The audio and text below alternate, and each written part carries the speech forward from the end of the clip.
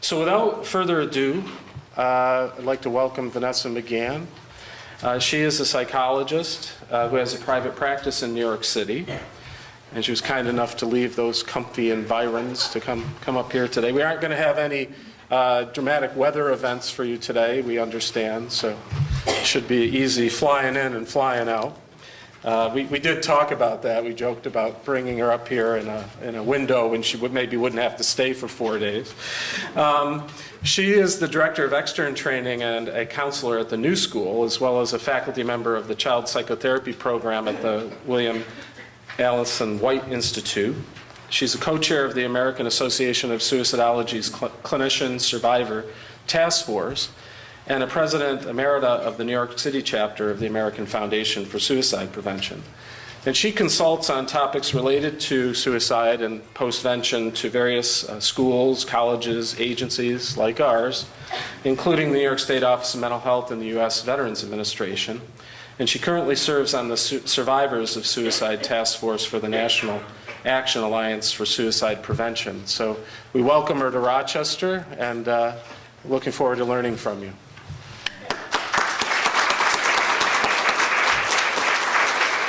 So thank you very much for having me. Thank you, Anne, for organizing it all so well. Thanks to Rochester Regional Health for having me. I'm very glad I'm speaking before Kevin Hines for 2 reasons. He'd be a hard act to follow. You're all going to really enjoy him when he comes to speak. And also, I'm really happy that you've invited me because I feel like postvention is the leg of the stool that often gets left out. We talk about prevention and intervention, and we leave out postvention. And probably by the end of my talk today, you'll realize why that might be a disservice to the field and all the people struggling with suicidality. You can't have a two-legged stool. It'll fall over. So let me get my pointer ready. Okay. Oops. Okay. This is just an overview of the talk. I'm going to give an introduction, talk about what the grief process is after suicide for really anybody, not only a mental health clinician. Then I'll talk a little bit about the unique factors that we have mourning a suicide, whether it's a loved one or a client or a patient, how it affects our clinical work, how it affects our professional identity, how it affects us, especially if there's some sort of litigation going on, which I feel like is almost another category of what you need to deal with. And then finally, I'll talk about some growth that can happen after losing someone to suicide. I've also added a couple of slides that you may not have about specific protocols that are listed in a website I have. I'll tell you at the end about the website. But I'll go through a few of the protocols for if you're in private practice, if you're at a hospital or an agency. And one of the protocols that's kind of near and dear to my heart is how to deal with the family after a suicide and whether or not to do outreach and how to negotiate that sort of like difficult but pivotal and potentially healing moment. So just as an introduction, my personal story, Vanessa McGann, grew up in New York City, had an older sister who, it's funny, I just came from a conference in Chicago, the American Association of Suicidality, for a week.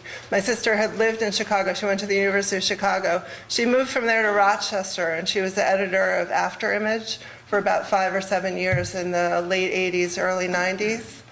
After she moved from Rochester back home to New York City, she went to graduate school and sort of got a lot of incompletes, became very depressed, struggled for many years, and ultimately took her life.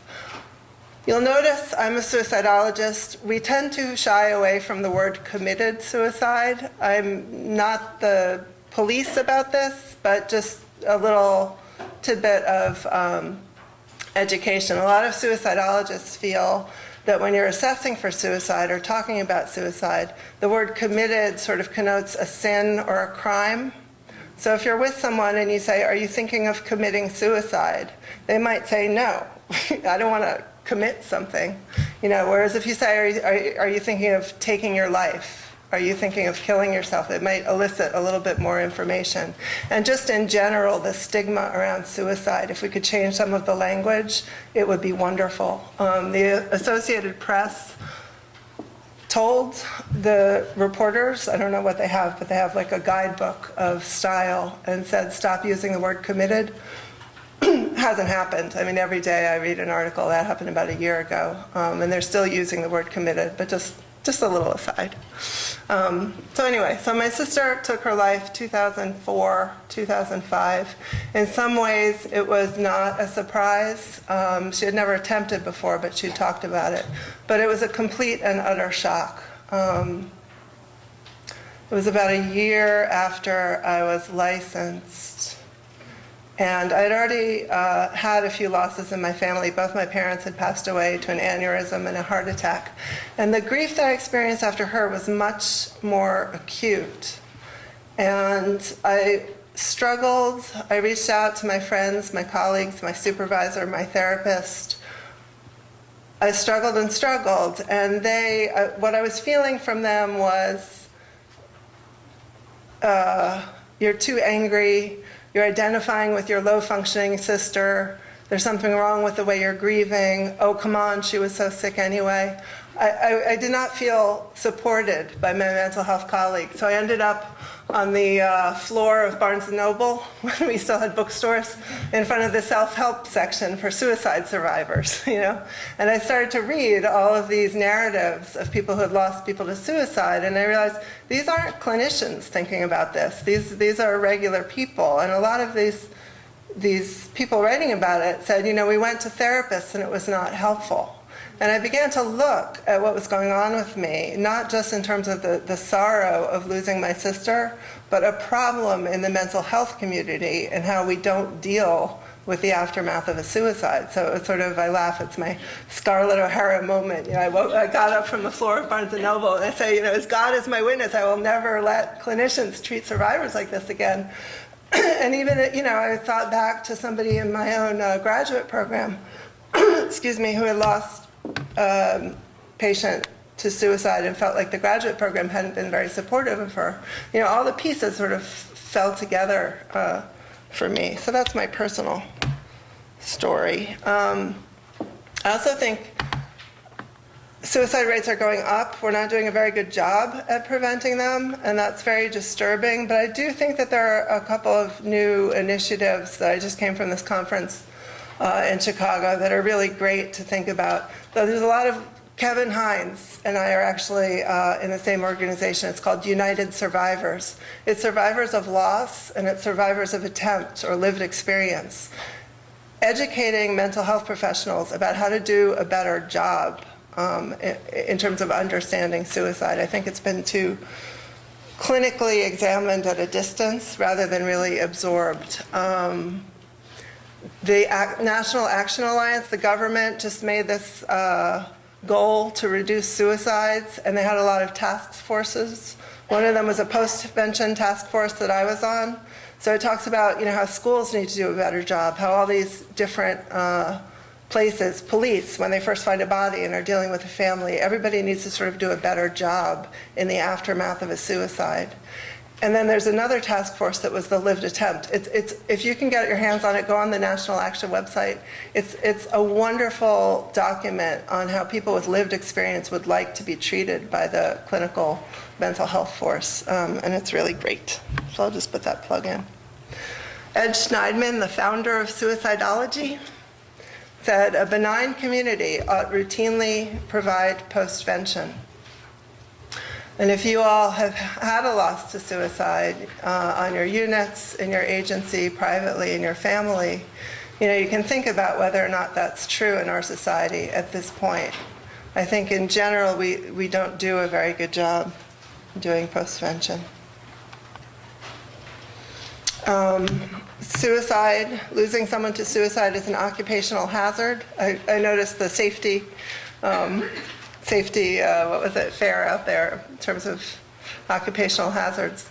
There were 42,000 suicides in 2014. I say it's estimated half of them were under the care of a mental health professional, but if you think about people you've worked with, usually sometimes there's a caseworker, there's a psychiatrist, there's more than one person involved in the care of a suicidal person, so it's probably more than that. In general, over a career, about 51% of psychiatrists lose a client to suicide, 22% of psychologists, 40% psychotherapists. It's more common in training to have someone you're working with die by suicide or make an attempt. And I always ask when I'm doing this training, does anyone have a guess why? What's that? Sicker patients. For the trainees, I think they think, oh my, I'm not fit for this work. I'm not going to be good at it. Look what I did. They take on the guilt. They don't have sort of the life experience or the clinical experience to see it in perspective. But they're dealing with the, substance abusing, traumatized, low income, all those sort of myriad problems. And so they're more likely to have somebody die by suicide. And I think it's really a tragedy in our training programs that we don't prepare kids, I'm getting old, I call them kids, for this a little more, because a lot of them just quit the programs and leave the field or really struggle and don't become the good clinicians that we know they could become before this loss. If you all have questions, you can raise your hands too, or I will leave time at the end, but if you have any comments or questions. So it's an irony, because despite the ubiquity of suicides in our practice or in our families, the mental health community treats suicide as an aberration. There's a lack of preparedness before the event in both prevention and postvention training. APA, social work, psychiatrists, they have a lot of mandated things in the curriculum for training. They don't mandate suicide prevention training, right? My husband had this very minor brain surgery. I made sure that the surgeon had worked on other people's brains before he had the brain surgery, right? People come to us assuming that we know how to help a suicidal individual, though we may not have had any formal training in our programs. There's no clear guidelines for postvention protocols. That's changing a little bit, and I'll tell you about the website on the American Association of Suicidality. We do list some protocols. And there's not optimal support for clinicians after a client's suicide. So now I'm going to go into the general grief process of what happens. In many ways, a clinician's response to suicide is the same as, let's say, a family member's. In the beginning, there's absolute shock, numbness, a sense of hopelessness, the unholy trinity of depression, despair, guilt, shame, anger. A lot of existential questions often come up. And also what can be quite disturbing is sort of PTSD symptoms. Especially, let's say you are a clinician and you got the call about it at a certain place. And I don't know how many of us leave our ringers on during sessions or during our work, but then you're working with another client and the phone rings. And it can be sort of unsettling that you get this very startled, flashbulb memory of those PTSD reactions. I want to read a little bit of a narrative that someone wrote about her experience, just to illustrate this a little. Through shock, little vibrations trickle through my body. A sinking feeling comes into my heart, then my stomach. I cannot move. My mouth goes dry. Thoughts start tumbling through the air, landing on my body. Wow. How? When? What does this mean? What will happen? Will I be blamed? What is going on? How will I get through the day? Don't scream. Must act professional. Get concrete. Okay. I will call the minister. I have a client waiting. Stop the tears. Act as if. The day goes on as any normal day. Details are filled in. I am asked how I am doing, and I answer, I am all right now, but I do not want to go home alone. They nod and walk away. I am alone. I go to my car and drive home. How did I get there? There are no smells, no light. only a fog around me. And then hell bursts forth like white-hot lightning, wrenching sobs for her, for me, for the multitude of unexpected, confusing losses. Where is someone to hold me like a mother? Another loss. Can I move, or will it suck me dry? What will this mean? How will it impact me? My clients, my spirit. I do not want to be alone. So that's a sort of a vivid, hopefully, description of that first initial shock that we feel once we hear about a suicide, that I think is pretty unavoidable. So then there's also the unique professional factors related to mourning.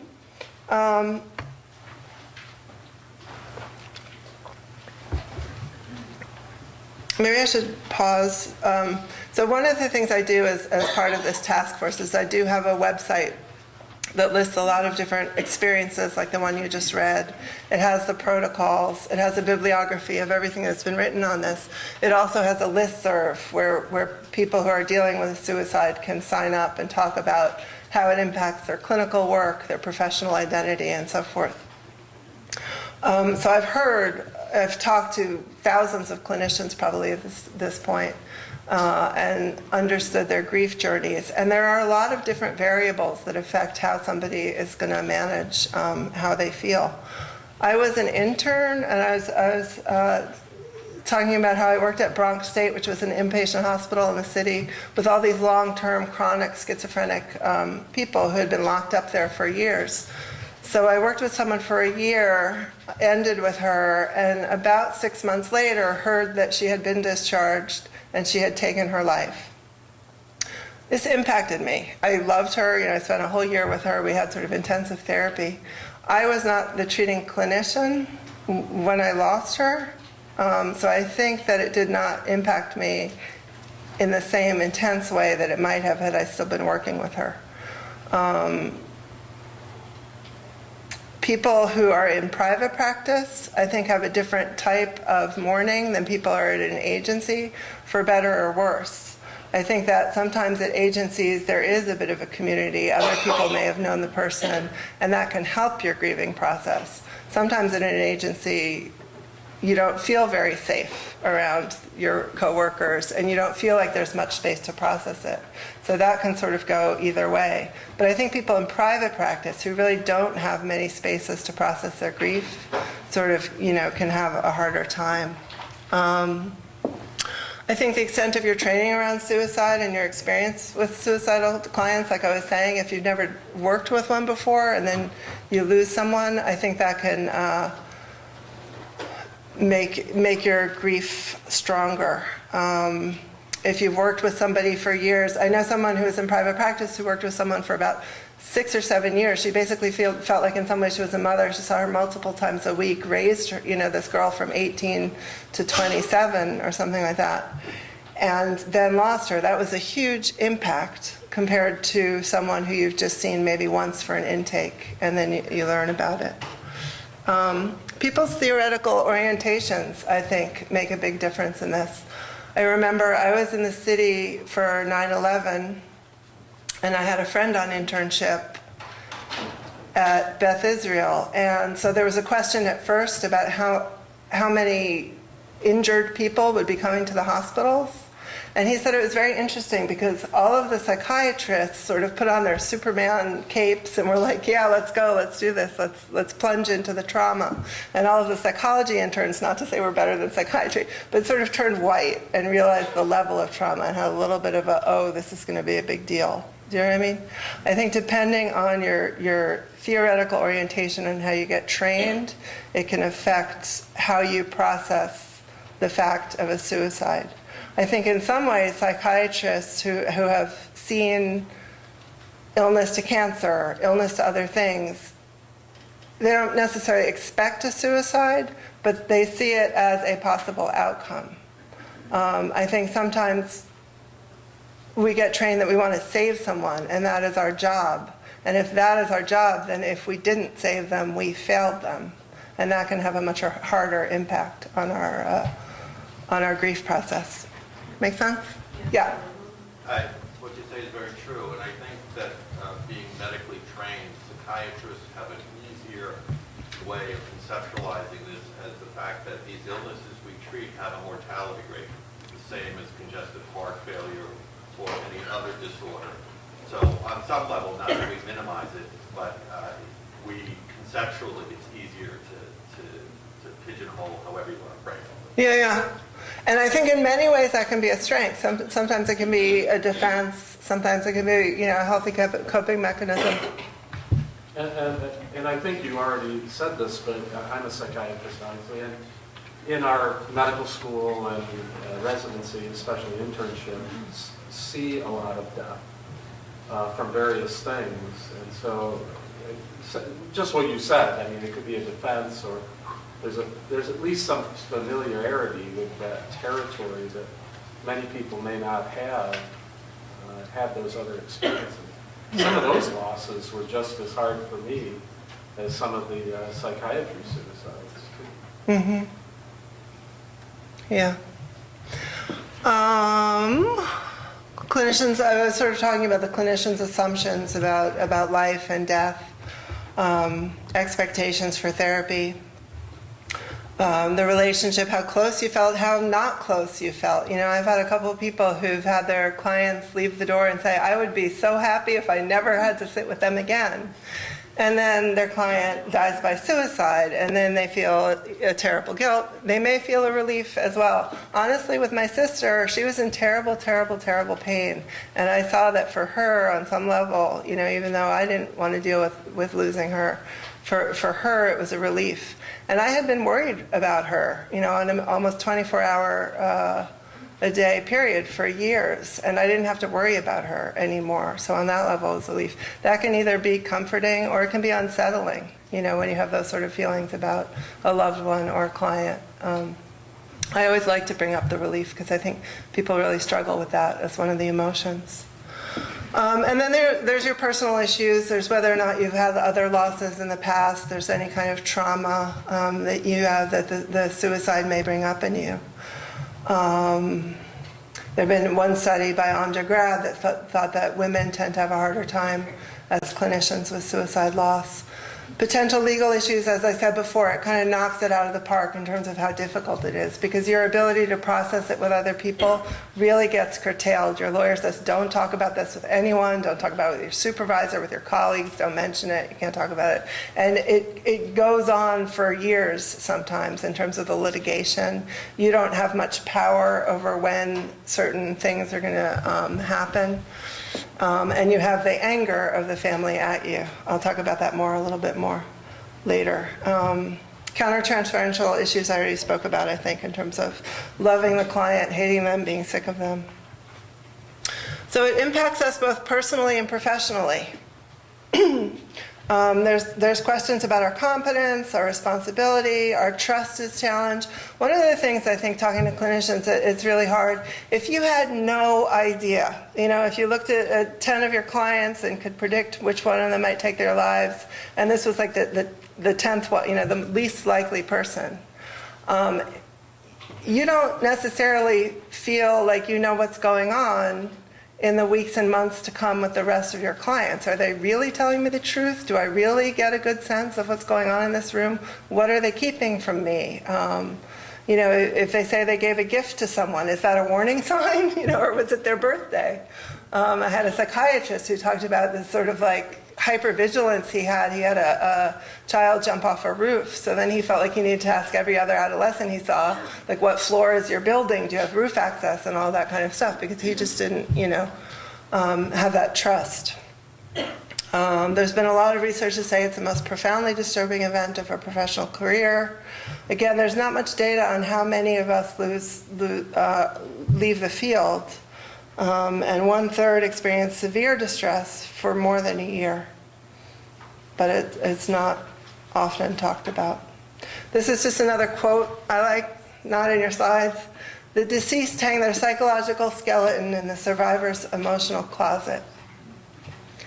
Right? That's sort of what I'm talking about here. We inherit a lot of the feelings and conflicts and confusion after we lose someone to suicide.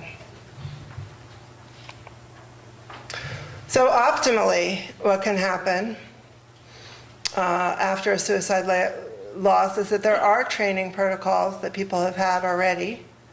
There are good psychological autopsies, which are not military tribunals trying to find the blame, but really trying to say, what did this whole system miss, and what could we do better next time, and what's a learning outcome that can come with this, rather than who's to blame. Good supervision. I can't tell you how many people have gone through the experience of losing someone to suicide and then being in supervision with someone, and then like 2 years later they'll say, oh yeah, I had somebody, die by suicide too, but I didn't want to tell you because I didn't want to impose my stuff onto you. It's very helpful if you disclose to someone you're supervising that you've had the same experience. You can be a role model in terms of how you've dealt with it, et cetera, et cetera. Peer contact, if you have a good bunch of colleagues who are taking care of you and checking in on you. And then finally, family contact that I'll talk to you about later.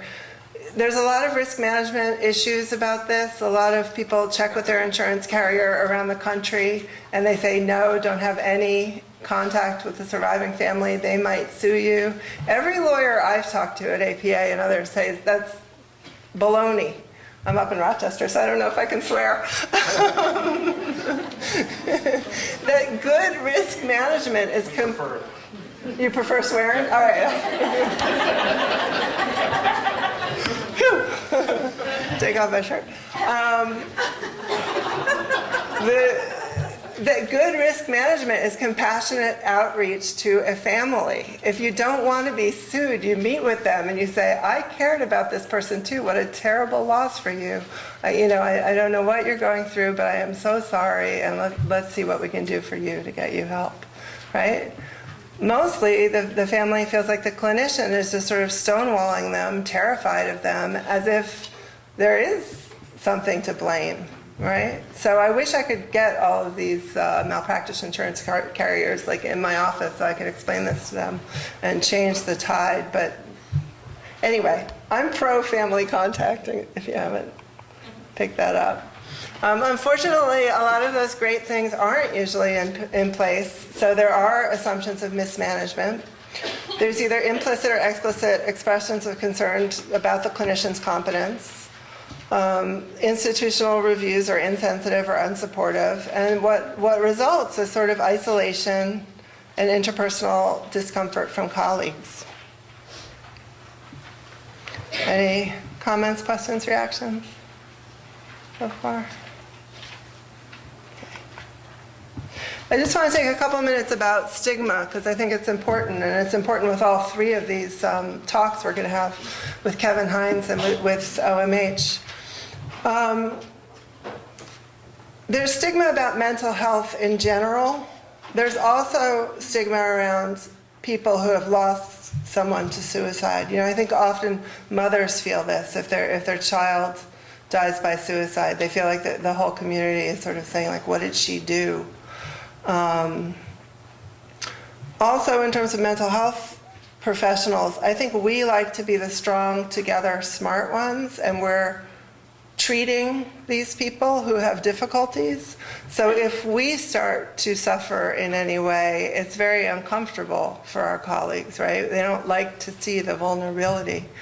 Oftentimes, normative grief reactions, like in my own case, are sort of pathologized. There's sort of a question about why can't this person get over this yet? What's wrong with her? Et cetera, et cetera. I have a feeling that we don't like the idea that we might lose a client to suicide. So if somebody else does, it's very helpful to say, well, that would happen to them, that would never happen to me, and to sort of create that split,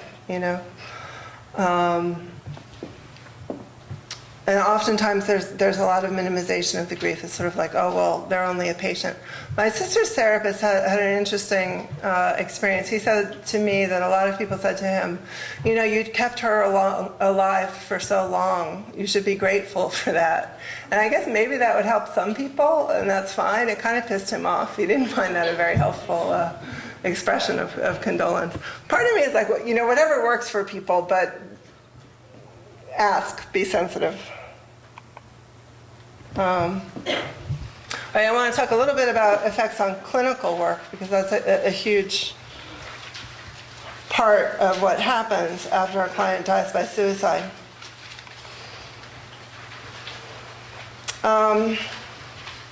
I think there's a spectrum of reactions that go from hypervigilance, overworking ourselves, taking on all of the hardest cases, absorbing everybody's pain and being exhausted and crying, to let's be really good CBT therapists and tell you to exercise and eat right and sort of avoid opening yourself up to any of the emotions that are going on in your later clinical work. So there can be a hypervigilance about suicide potential. I already talked about that in terms of the psychiatrist who was asking about the roof access. You can really be very scared with everybody that comes into your room what the suicide potential is. You can't let go of the feeling that you might be missing something, or you need to be doing something, or they're not telling you something. And that can be very unsettling and get in the way, honestly, of good clinical work. You could also sort of get into a minimization of or denial of the suicide potential. You can do some kind of intake and then be writing it up later and say, whoops, I guess I forgot to ask about this and this and this and this and this. But you're just not ready to go there because you can tell that the person is in pain and you're not ready, you don't want to hear about that. So that can be another sort of negative effect on your clinical work. Impairment of your empathic abilities to feel or be present with the person. There can be sort of an intellectualization of your sessions. You can sort of just get very heady and, maybe avoid any of the deeper emotions and try and think philosophically about where the problems are coming from, but not really get into the feel. Collusion with clients, mutual avoidance of pain. You can talk about baseball for a number of weeks on that. And this is after you've lost the client by suicide, and this is the other work that you're doing. You can just notice these kind of patterns. People notice these kind of patterns in themselves. They feel like, wow, I haven't done real clinical work in a couple of months. I've just been sort of sailing by. I think many of us in the room probably identify with this, self-punishment and overwork and over-involvement with clients. I know a lot of trainees who have lost someone to suicide, let's say on internship, and then they go to an agency, and somehow they get the reputation that they work with the tough ones, so let's give them all the tough ones. So they have these crazy caseloads with all these risks, and they got kind of exhausted and burned out, but that's almost a way of, working through the issues. Anybody see this in colleagues or themselves, or, yeah? Comments or questions, or save that till later? Okay.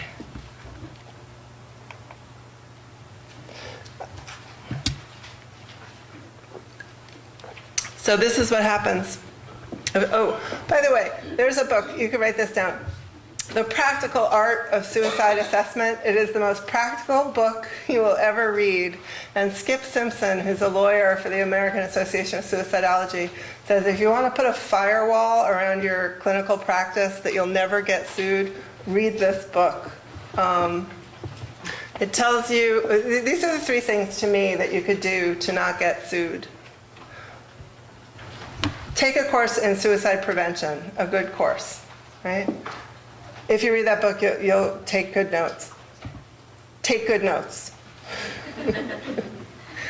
Meet with the family if you have permission and if you're scared of the risk of a suicide before a suicide occurs. If you know there's a high suicide risk and the person you're working with will allow you to meet with the family, and you say to that family, listen, I'm scared here. There's a suicide risk. If and when, God forbid, it actually happened, they're not going to be angry at you. They're not going to say, who is this person? Were they competent treating this person? They're going to have already known you. So those are 3 really good things to do in order to avoid any kind of litigation. The other thing is, the bar for being sued is pretty low in terms of notes. You don't just write denied SI and don't just write contracted for safety. You need to do a little bit more than that.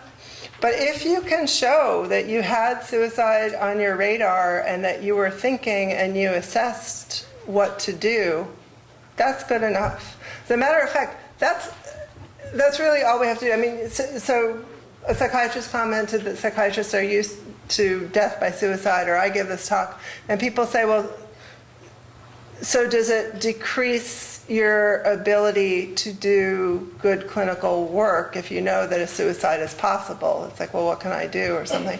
It gives me much more freedom to be there, to be with them, to figure out what's going on. My job is not to save a life. Our jobs are not to save a life. Our job is to assess what's going on in the moment and to make the best clinical decision we can make at that time based on the information that's given to us, right? Does that make sense? So that, to me, is very freeing, because it's not the pressure of saving a life. It's figuring out what this person needs and giving it to them. Okay, I digress. Confidentiality. So one of the things that happens also in terms of a suicide is you don't get as many places to process the grief. You don't get to go to the funeral unless the family invites you. You don't get to talk about it. As I said, a lawyer, if you're being sued, a lawyer may recommend that you really not talk about this to anybody. Who are the people you can talk to about it? Your therapist and your spouse. Those are confidential relationships. Those are protected relationships. So get a therapist if you're getting sued, because you're going to want to talk about the process. It's going to be a hard process. That being said, actually, Skip has also told me that he doesn't know of anybody who has taken things that taken the notes that a supervisor might have written, you know, in terms of working with someone. So let's say I lose somebody and I say to my supervisor, I feel so guilty about this. And the supervisor writes it down and then it gets subpoenaed and that's evidence against me. I don't know of that ever happening, but that is something that you end up getting anxious about and that your lawyers get anxious about. You get so many mixed messages about dealing with the surviving family. You remember the sort of PTSD narrative I read at the beginning? She wrote a postscript, so I want to read this to you. I attended the family with a psychiatrist that referred her to me. Her son fell sobbing into my arms and then stood up and said the healing words. Please do not ever think you let her down. She loved you, and she said you were the best therapist she ever had. Her minister and primary care provider thanked us for coming. Usually the mental health professionals are distant, they said. One of my best friends and fellow colleagues tells me how brave I was to attend the funeral, facing possible blame from the family. Some things you just know you need to do. The healing has started. I will never forget. So I think that's a really beautiful and you know, potentially healing thing, not just for the family, but for you, you know, to be able to be there, see a certain part of their lives, be part of the ritual. But again, if there's potential of a lawsuit, a lot of those sort of things are closed off to you. There's been a lot of research that anger from the family sort of changes the grief process, that's like the one factor that really changes the intensity and the length of grieving if a family blames you. The lawsuit, what often happens is in lawsuits also is you get deposed, you don't get to say very much, you just say yes or no, and then they settle. And so it feels to the clinician like, oh, I was guilty because my malpractice carrier is paying out all this money. So it's kind of a horrible experience. Avoid it, take good notes. However, there can be post-traumatic growth after a suicide loss, and I've certainly seen that often there is. I think the effect on the clinical work is sort of hopefully a short-range experience of either being very hypervigilant to clinical material or being very numb to it. I know there are a lot of substance abuse and alcohol clinicians in the room. I wanted to mention that before and I forgot. That's one of the things I think that can affect the grief process as well, is if it's an ambiguous death. And I think suicide survivors spend a lot of time asking why. Why did this happen? Why now? What led into it? And I think if there's an ambiguous loss, death, it's sort of another layer of what were they thinking? Was this intentional? And it can kind of haunt you in a different way. And I just have a question about the attending the funeral. That question comes up a lot. And I just remember my training was always like, oh, Don't do it. Don't do that. So you mentioned before, like being invited by the family, to give the individual that provider permission.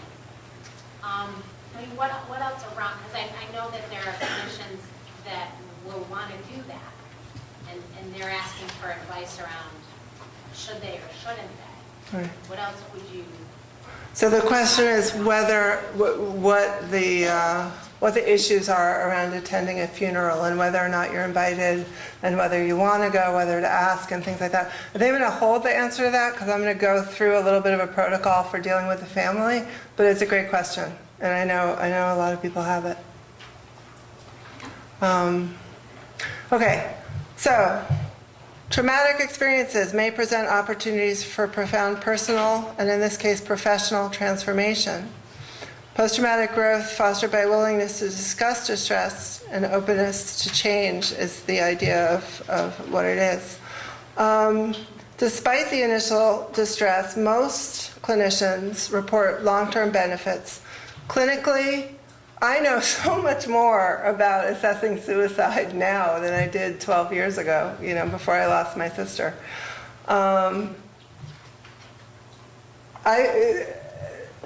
Recently, the clinic I work at, there was an intake on a woman who had had a murder-suicide. Her father had been involved in domestic violence and killed her mother and then shot himself. And I was like, bring it on, because I felt like a lot of people were going to have sort of horror about the whole situation and be a little bit freaked out. And I'm very comfortable with it. And I think after you go through the process of losing a client to suicide, you do become a little bit more comfortable with the feelings, the ideas, the concepts, everything. And you are more able to be effective clinically. Just in terms of the suicide, what I said before in terms of avoiding lawsuit, getting suicide prevention training, I do suicide prevention training all the time. The most important thing about suicide prevention training is to be comfortable. It's not about warning signs and risk factors and all that sort of stuff. It's like, that's helpful, I guess, But really, you just have to, if somebody's in pain, you say, you know what, I've been with a lot of other people who are in pain like you, and they've had thoughts of suicides. Have you had thoughts of suicide? Have you thought of killing yourself? And that's going to get you so much information, and then you're going to know what to do. So I think that going through this process, hopefully on the other end of it, is a lot more clarity and confidence. There is a reduction in therapeutic grandiosity, I think, and awareness of our limitations. Maybe the way psychiatrists say, we can't save every cancer patient, we can't save everybody with multiple mental health problems in a good way.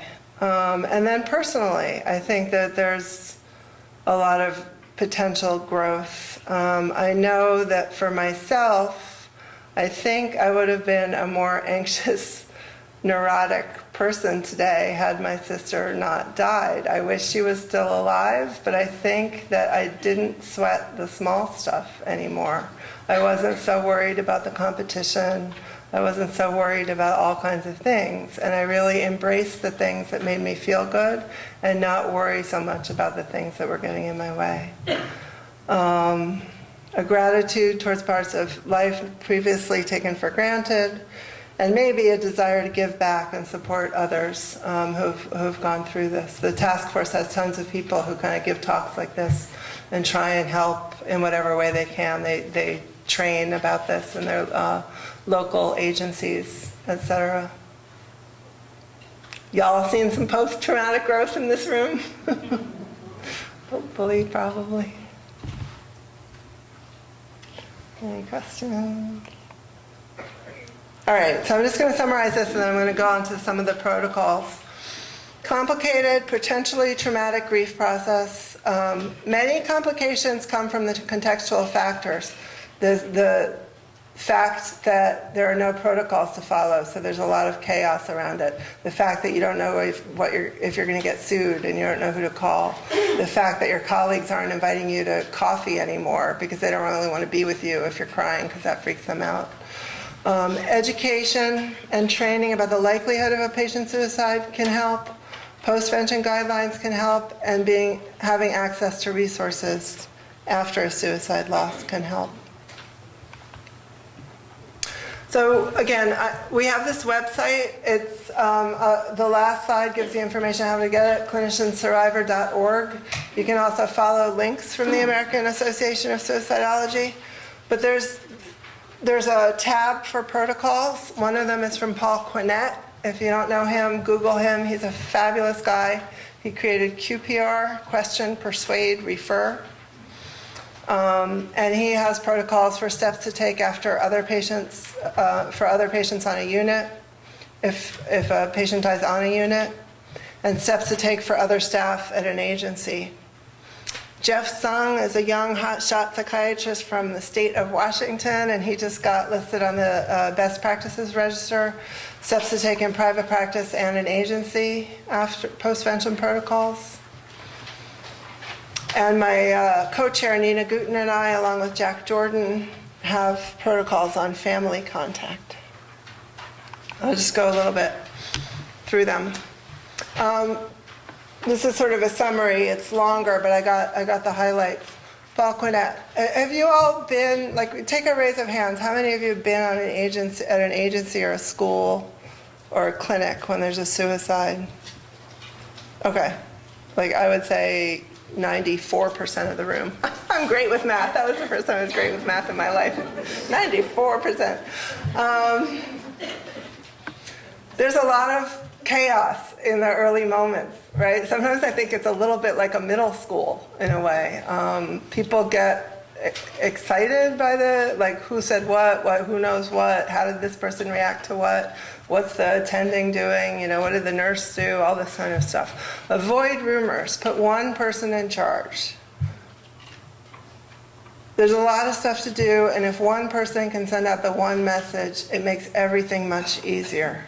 Learn the details of the suicide and minimize the problems for other patients and staff. Sometimes you'll find out somebody killed themselves on a 24-hour pass, and they told somebody else on the unit what they were going to do beforehand. If you learn the details of it, then you can proactively go to them and talk to them and see how they're doing and deal with any feelings of guilt or blame that they might have before something happens on the unit that really gets dramatized or what's unmentionable is unmanageable. So try and mention it. Try and find it out and mention it. Staff should meet as soon as possible to decide what information should and can be shared with patients. Sometimes the surviving family doesn't want to mention the suicide. Sometimes there's things involved that it would just be better left unsaid if it's not going to come out in some way anyway. Does that make sense? I deal more, honestly, with high schools and things like that than units. So it's very hard today with cell phones to keep anything quiet if you're on the administrative side and you have kids in a room. They know so much more than you do before you even open your mouth to talk to them. But if there is a little piece of information that you think might be disquieting or just not helpful for them to know, particularly maybe something about the method, it can be left out and it can be decided as an administrative decision to leave that piece of information out if you feel like it's going to cause more distress. Address suicide in individual sessions and make suicide assessments regularly. This is because, to me, oftentimes it's not the person that you think might get suicidal after a suicide that gets suicidal. It's the other one that wasn't on your radar. So to just sort of assume that things are back to normal with everybody after a suicide is not such a good assumption. Even though you think it might be a pain in the ass for 5 minutes, see, I swore, pain in the ass for 5 minutes, to take that time for someone who you really don't think has a suicide risk, check in anyway, regularly, until you feel like things are a bit back to normal. Support and assess witnesses or others involved. Oftentimes there's a lot of first responders on the scene. Policemen, everything like that, and it can be really disturbing to the other patients on the unit. And consider some kind of ward or agency ritual, some kind of meeting, something, a little bit more like lighting a candle, sharing nice stories, things like that, so you can come together as a community and have a little bit of closure. But again, it's sort of like allow for processing, but also keep to routine. So you shouldn't just stop everything for 3 days. You should try and keep your groups going, all of that. Questions? Comments? Easier said than done, right? It's nice on the bullet points, but in the moment, it can be hard. Jeff's protocols are really nice. First, notify supervisors, administrators, risk management. Form a multidisciplinary team on how to deal with it. Make a plan to cover any clinical responsibilities. If the person in charge is also a person grieving and mourning, you might make the decision to have somebody else take over for a bit. Support the staff first. Assess for changes in staffing or safety procedures. If you were going to let a bunch of people go out on leaves for the weekend, you might want to reassess that and have everybody stay in. Hold a staff meeting about it. Respect confidentiality. Again, that's sort of like the client's feelings and the family's issue. If permitted, conduct outreach to the family, complete the written record, notify the other clients, and conduct a review of what happened. A lot more detail on the website, so check them out. All right, this is about meeting with the family. We're getting old, so maybe if all of you were obsessed with in treatment a few years ago, it was probably 10 years ago, not 2 years ago. But there was a patient Paul was seeing who died by suicide. I'm not going to tell you who it was if you want to see it later. But I think the very beginning of the second season, the father comes in to talk to him. It is a beautiful ballet of pain and confusion and longing and hope and blame and anger, and it's an incredible sort of teaching tool to show what can happen in those moments. The needs of the surviving family in terms of getting information from the clinician, the need of the clinician in terms of like what was going on, with the family that they didn't know about, and hopefully it can be done in this really healing way. Oftentimes there's questions about confidentiality. So, well, first, call your malpractice insurance. If they say you're not allowed to speak to the family and then you do, they may not cover you later on. So make sure you know what they're saying. But if they say yes, that's fine. APA, everybody has told you it's good risk management to meet with the family. There's issues about confidentiality. So basically the holder of the estate, the next of kin, has access to the medical records. They have access to everything you've ever done. They now sort of become your patient, right? This is maybe scary, not to me, because then you have free reign. You don't have to worry if you're going to say something to them that you shouldn't. You can, if you know that they're the holder of the privilege, you can tell them anything. Should you? Clinically? Maybe not. That's your decision. But you're not going to get in trouble for it. Right? And I've had lawyers say to me, I'd rather defend someone for breach of confidentiality than for, what do you call it? Negligence. Negligence, right? So if you say something that maybe you shouldn't, but it's going to save that family from suing you, I'm not going to tell you to break the law or something like that, but do you know what I mean? It's much better to err on the side of compassion than caution in those moments. Make sense? Let's say you're having someone who's not out of the closet and you think that may have led to some of the issues. but the family was very religious, and you're not sure that they would want to know that information from the client's point of view. Does that make sense? The client is still deep in your heart, and you're thinking clinically of that person, and you're thinking of the situation. So you may not choose to disclose some of the issues that surrounded what you think went into the suicidality, right? And I suppose I could get the records or see something like that. That's still your sort of clinical judgment, but you are allowed, if you're meeting with that person, to tell them anything you want.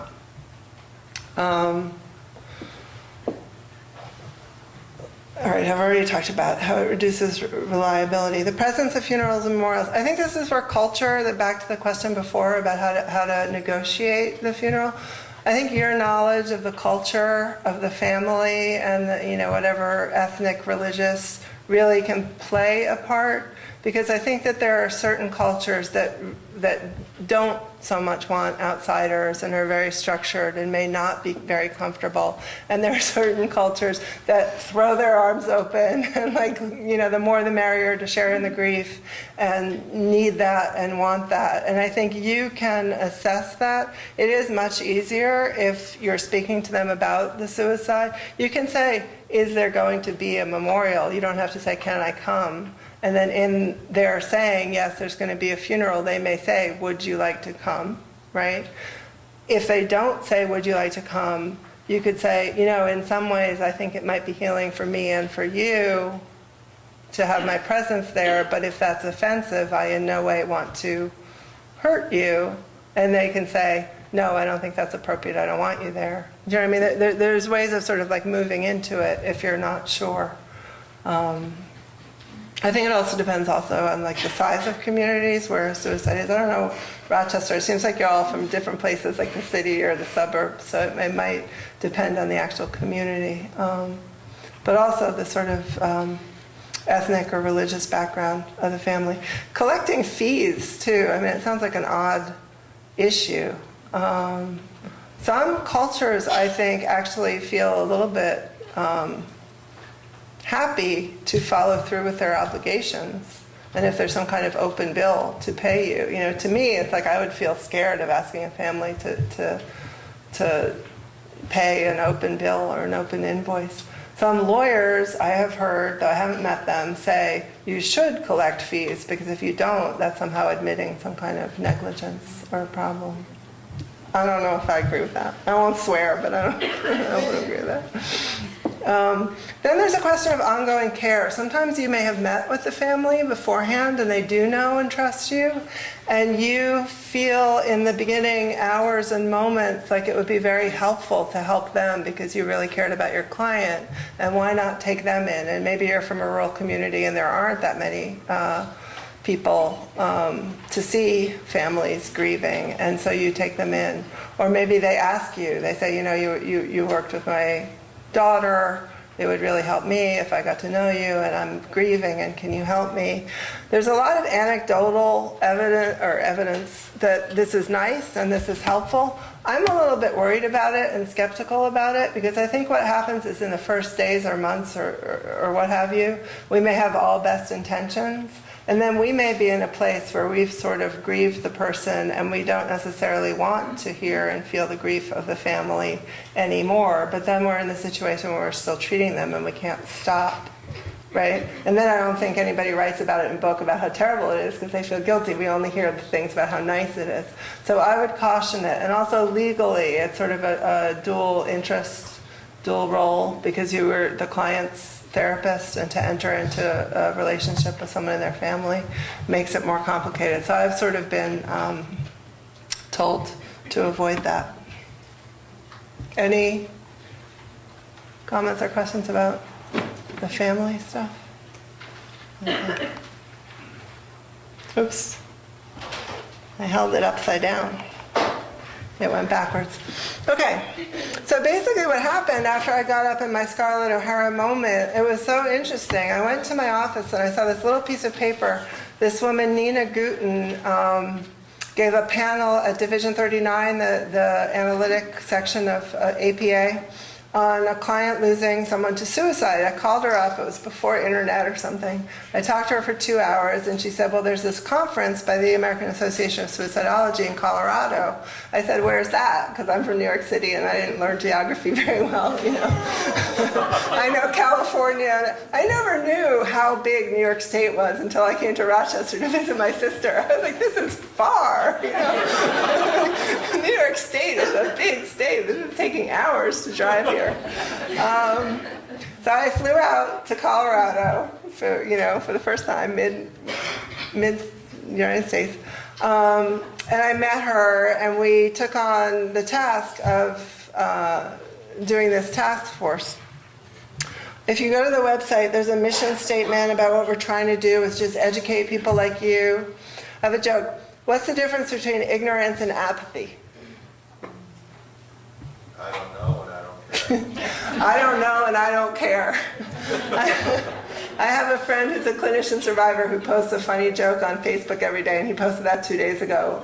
I don't know and I don't care. And then someone said, Barry, you do know and care, and you actually spend your professional career educating people and making them more caring. So I think that's really our mission statement, to know about this stuff, to open up our hearts to people who are struggling with a loss after suicide, and to help them, because we really can become better clinicians and better people if we keep this stuff in mind. So it has the mission statement. It has lots of testimonials about what clinicians have gone through. If you guys want to post something, you can send it to me. It could be anonymous. It could have your name on it. It has contacts of people that you can just email directly if you want to, all around the country. And it has bibliography of everything that's ever been written, plus the protocols. Then separately or not separately, we have our listserv, which it has, I think, over 400 members now, and it's basically international. It's not just clinicians in the United States. And I'm in the middle of a boring meeting. I'm checking my email, and I get this sort of, hi, I've just lost someone. I just lost a client to suicide. Can you add me to the listserv? And I try and do it as quickly as I can. I try and get them to introduce themselves. And it's just a great place where either information for talks like this can happen, or some emotional support, or you can just say, I was so triggered today because I was working with a client and this came up with me. And other people who have been through this can say, yeah, that used to happen to me, but this is how I coped with it, and this is where I'm at now. It's such a lovely group. So if anybody would like to email me later to join, you can. And on that, I think, I have my third favorite quote. Postvention is prevention for the next generation. And I think that really speaks to the three-legged stool, right? If we take care of ourselves, if we take care of the families, we're going to be better clinicians. We're going to prevent more suicides. We are more at risk if we're exposed to suicide. If we have good postvention, we're going to be able to prevent suicides. So I thank you.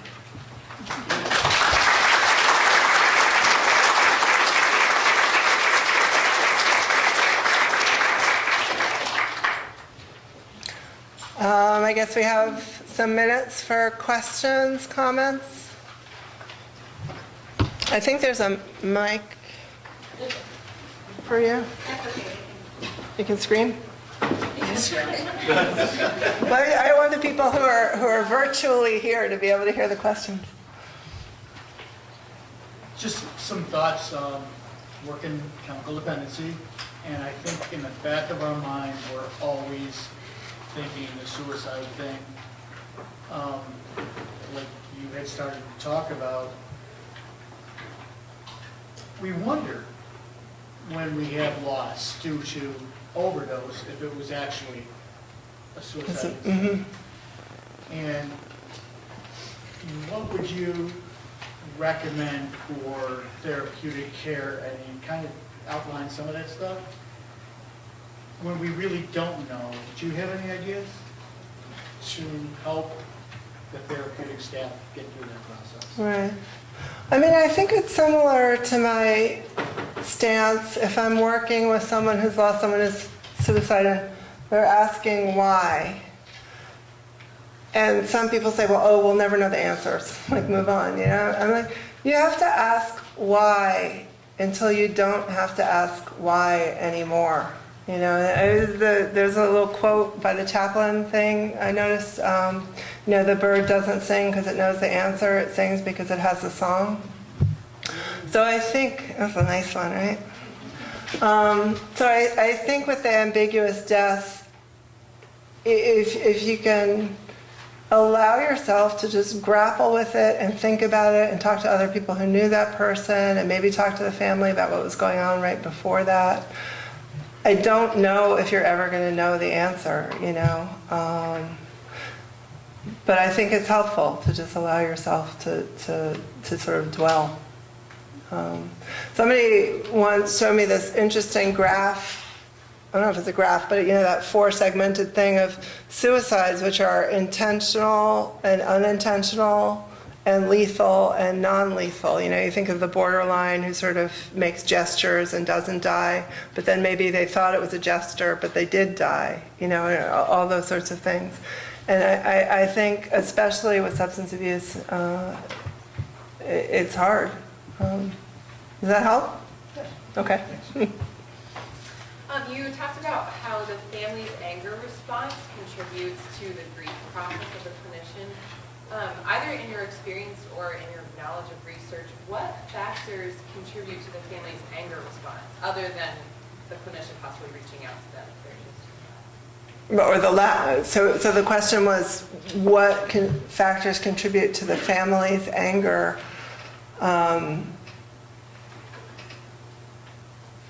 other than reaching out? But the lack of reaching out is what I'm sort of saying triggers the anger. That's a fabulous question. I don't know, and I don't know if it's been looked at. I mean, I think, you ever have that experience when you're with a friend and they're like, yeah, my therapist really bothers me. I'm like, well, did you ever tell them? And they're like, no, I'm not allowed to do that. And I'm like, well, I think that's actually the point of therapy. I think you should try, you know.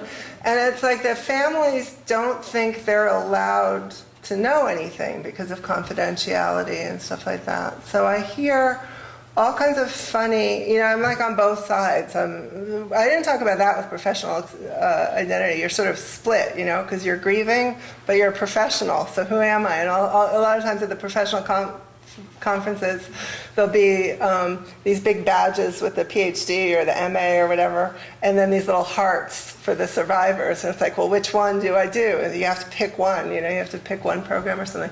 But so I sort of eavesdrop with families talking about clinicians and how they feel. I think anger is a natural response. I think that we all try and look to blame someone. I think it probably depends a little bit on the family dynamic, how much that is their usual response. I think probably some of it has to do with their relationship towards their loved one and whether or not they felt like their loved one was getting the help and all that sort of thing. Again, a really good thing if you're worried about someone killing themselves is to say, can I talk to your family? We have to do this together. So can I talk to your family about the fact that I'm worried that this is a possibility? And that's going to help. I think that's really important. In my few experiences with this, that with complete suicide, the involvement of the family or other deaths in treatment is really that important. I would emphasize too that we should be doing more of that whenever we can. But I was also thinking when you were answering the question that some of it, you become a convenient place to displace a lot of anger about the suicide itself when you move into that zone. And it may not even be entirely surprising that would happen. It's something you have to anticipate when that contact is made. Right. That it could retroflex onto you.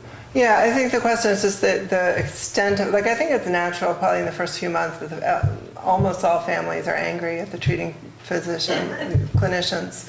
But the question is how intensely so that they sue, or for how long, or something like that. Not that you answered the question wrong, I'm just wondering about those differences. I have a friend who's a social worker. She lost her son to suicide and was, upset at the treatment, I think. And then about 7 years went by, and she was cleaning out his closet, and she went into his jacket pocket and found the name of his social worker, and called him and said, hey, I'm Beverly. I'm, his mother. Can we meet and have coffee?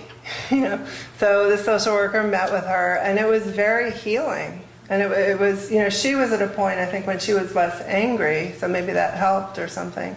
But for both of them, it was 7 years later, he didn't know if she knew that her son had been in treatment. I actually had them on a panel talking about the experience. It was one of the sweetest. I wish I had it videotaped, because it was a great moment. I wanted my sister psychiatrist to talk at her memorial, because I felt like he knew her the most. She loved him. And so I called him up and said, "Were you talking to me?" He said, "No, that's not professional," or whatever. Like, I'm a psychologist, and I felt humiliated, like I had this bad idea and I broke a rule or something. I started to feel awful and angry and upset, and like, well, what a jerk. Clearly I have other issues with swearing besides being Rochester. But anyway, I was at the Natural History Museum with my kids, and 5 minutes later the phone rang, and he called back, and he said, "You know what? I think I can say a few things that wouldn't compromise confidentiality, and I'd be honored to speak for you."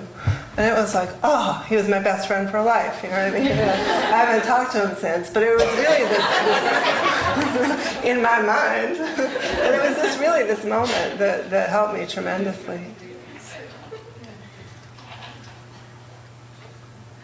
Any other questions or comments? We've been thinking a lot about this postvention within the agency, about how to do it best. And you pointed to some models. Are there any places that you can think of or could describe that you think have done that best? What are the... The issue for me, I love Paul and Jeff. I think if you have sort of a menu, for me, the way I think and learn, if you have a menu, it's very hard because there are so many variables that you have to think about in your own institution or in your own clinic. Like, let's say it's a suicide of a kid in a high school, but it's over the summer. So then what do? We just had a suicide of a college kid, but they were on leave. So then what do? Like, do you make the announcement? How much of the announcement? How big of a deal? I think that the worry with the postvention is the very real idea of contagion. Yes. So we have learned, because research has shown, that if you bring up the idea of suicide to someone who's not suicidal, it's not going to make them suicidal. So please, when you're assessing suicidality, don't be scared to ask, right? But if there has just been a suicide and it's treated in a certain way where it gains more momentum and power, certain people who are already at risk may become even more at risk. So I think that's part of the silence or discomfort or fear about it. I think there's a way of watching out for people, and I think there's a way of talking about the person who died and their life and their struggle and the fact that they should have gotten more help or asked for help, and that everybody in this room needs to do that because we don't want to feel like we're feeling again. If you can sort of move the energy towards suicide prevention and honoring that person's life rather than focusing on their death and the way they died, I think that's the sort of gold standard of what you want to do. Does that make sense? Honor the life and the struggle and sort of be upset with that final act. And think of ways to help each other and to prevent it. That's where the energy needs to go. And if you're offering help to another staff member, and I guess my question is, should the first no always be the last, answer? Because sometimes I've noticed that people at first will say, I don't really need anything or want anything. Right. But maybe a few days later, a few weeks later, or whatever, they really do. But, sometimes you don't ask again. Right. Do you have any suggestions about that? Well, just to repeat it, like if you're worried about a staff member and they say, I really don't want any attention, is that stable, or is that going to change a week later, and should you keep offering? I think you should keep offering. I think you should say, I don't want to be a pain in the ass. Tell me if I'm in a pain in the ass, but I still want to check up on you. So how are you doing this week? Because I think it does change week to week, month to month. And I think more is better. I had a supervisee lose someone, and there were certain situations that she would do, and I'd be like, do you really want to do this? I feel like it's going to overwhelm you.